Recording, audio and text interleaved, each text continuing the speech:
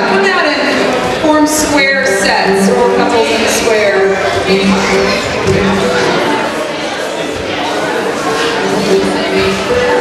Or, yeah, I said make squares.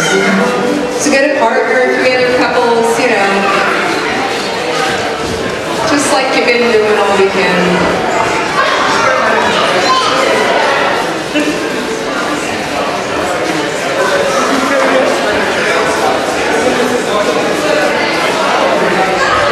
Need 3 more couples on the side.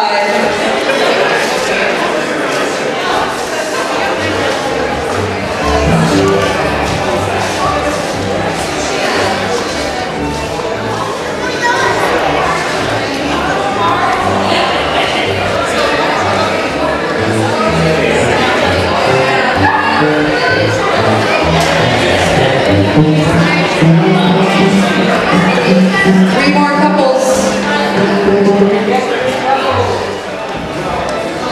Good luck to you.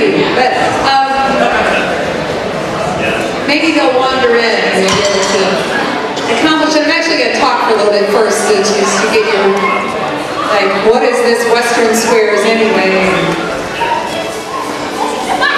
What's an Eastern square? Well, typically what I do and what's popular around where I live, as you might imagine, would be Southern Appalachian dances. Duh, I live in the Southern Appalachians. But Western squares, I started picking those up. Actually, we did them in Pittsburgh because a couple of callers would throw those in a lot, and so I knew a bunch of them. And I found that they were very useful for folks who tend to call in situations where there's a lot of people who are more used to doing contra dances. And I'll talk about some of the features of Western squares that make them more appealing to contra dancers than, say, a traditional Southern square, which would be like a visiting couple square. If you do a visiting couple square, a lot of times the other couples that aren't dancing think that they're not dancing, you know, they're not used to doing visiting couple squares. But in Western squares, some of the features of them are that pretty much everybody's moving at once, all the time. Everyone has something to do. Now we're going to do some things where there's an exception to that. Sometimes it's just the heads or the sides that are moving, but even if the heads are doing the figure, the sides actually are doing their part in the dance by moving away or, you know, back, or, you know, making room for the heads to do what they need to get done. So you really are moving the whole time. The figures usually involved in that. So anyway, I would say most of the squares that I have that are Western squares come from the 50s, maybe early 60s. They're composed. You can find them in books. Shaw's Cowboy Dances, and a lot of books of that era. I've got a posting of them. And so they're named things that don't mean anything to me. But sometimes they do mean things. Sometimes it is like Southern dances where it's naming particular figures. So anyway, and I mentioned last night that I had the opportunity to take modern Western square dancing at one point, and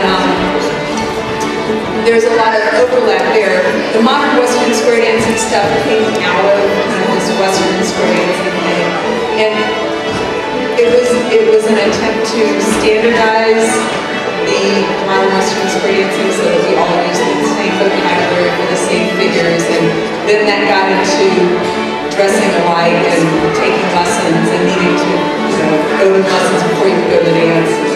These aren't most of the dances. These are kind of pre-dated or contemporary goals. These were done by Suzanne's relatives in Texas. My relatives did not. They would not have known this was a square dance. But anyway, so that's one little bit of it. The other thing is the primacy of the corner. Your corner is very key to the whole dance working. So after you've done all whatever it is you do, the last move before you go to the break figure is always out and left your corner. It always is. And so, and I was talking to Sandy a little bit earlier, when I took modern Western dancing and we started doing all this stuff, and you get in these like like, I can't even remember what they were all called, and all of a sudden the caller would say, there's your corner. And it was like magic, you know, because you really thought you had lost them forever, you know, but there they were. It was great. So anyway, but you always see your corner.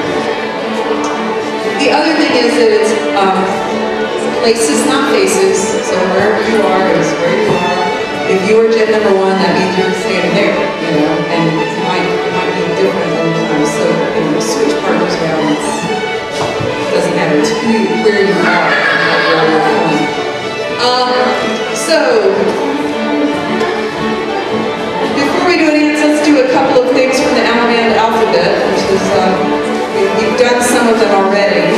There is actually all 26 letters of the Allemande alphabet in existence, and you know, you can find it on the internet. Good luck figuring out what some of them are. But the ones that are more typical are some that I've done already. Allemande left, like an Allemande X, pass your partner and swing the next. And then an Allemande left, like an Allemande X, that's your old partner in the corner. Allemande left, like an Allemande X, pass that partner, swing the next. The next lady needs to be, there you go. Now, at the end of that, you know, I don't say square your sets, but really you do kind of face in so you can kind of reorient yourself. Allemande left, like an Allemande X. Pass your partner, swing the next, and your partner's whoever you swung. Allemande left, like an Allemande X. Pass your partner and swing the next, should be your partner. And then promenade till you get home. All of those always are 4 times. If you're calling it, and you want to keep track of how many times you've said it, you know, one thing is it kind of goes with the music. If you have a pattern that goes with it. But I would say, okay, I know that Susanna and David are dancing together, and I'm going to look when they meet each other. Now, if they screw up, the rest of you screw up too, because we don't. But you know, or maybe if I find a couple squares, I can key in on who that person is, because these, and this is true for all the dances, they all kind of move around, and you need to really be able to see. Like, actually, it would be more smart for me to say, look at who Suzanne, where Suzanne is, and where her corner is. For the figure, if I can know who those people are. That's kind of so you got that one. And also, when I'm teaching that one, if I'm teaching it to people who are more used to not doing these kind of dances, I will say, Allemande left, like an Allemande X, pass your partner, swing the next, face in. Allemande left, like a, you know, I'll just add that in there, just so that you kind of do what you did normally. The other one you already did last night, Allemande left, like an Allemande O, pass your partner, do-si-do. It's the same thing as Allemande X. Just do-si-do that person. It's a little bit more difficult because now it face in, because after you do-si-did, you have got that corner that's your old partner. Allemande left, like an Allemande O. Pass your partner, the one you do-si-did.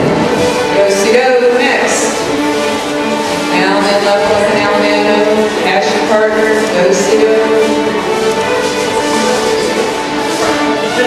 Then Allemande left, like an Allemande O. Pass your partner, do-si-do. Should be your own. So then swing on them, promenade. And sometimes if you can mix up O and X, you know, you can just throw in O and the next, then O and the next, and then you got it. Let's see. I didn't know A, but yeah, it's an X sashay. It's Allemande left, like an Allemande A, right to row to the next half, next session. Yeah. That's too much. That's too much. So, I'll teach you a figure here. Head couples. Go forward and back. And so these are more oriented to heads and sides. Forward again and box the nap with the person across from you. Box it back. Pull by. Separate. Go around. 1 to lines of 4. So you go in between the sides. In between the sides. There you go. just around one. Just around one. Lines of four go forward and back.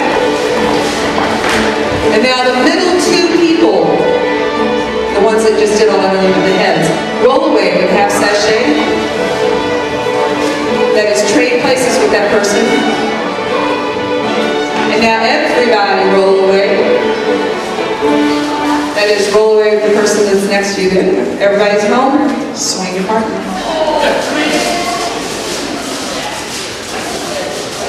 So it's been a while since I've done that. Let's look at the thing. Let's do that again from the side. Sides to the middle and back. Forward again and box the net. Box the back. Pull wide. Separate. Go around one to lines of heads. Forward up 8, mate, follow back. Now the middle two, you roll away with half sashay. And everybody roll away. And everybody home and swing it home. So see, it kind of just like works like magic. All of a sudden there you are. This is real simple. It's, you know, easy to get to.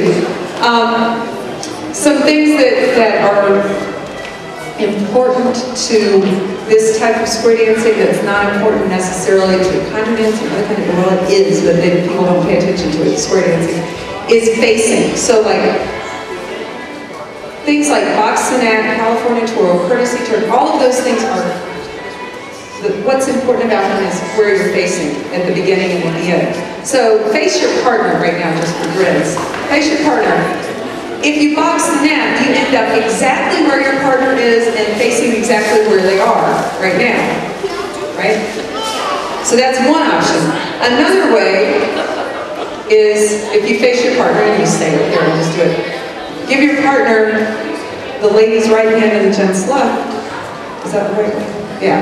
And start through, which is a facing move where you end up 90 degrees.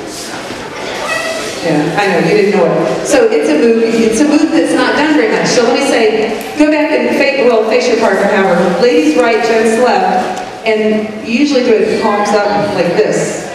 And as you go up in that arch, a lady comes under, and you just trade places, but you end up facing 90 degrees from where you were, and next to each other. That's a star through. Gents right, ladies left. Thank you. Yeah, you're right. I'm sorry.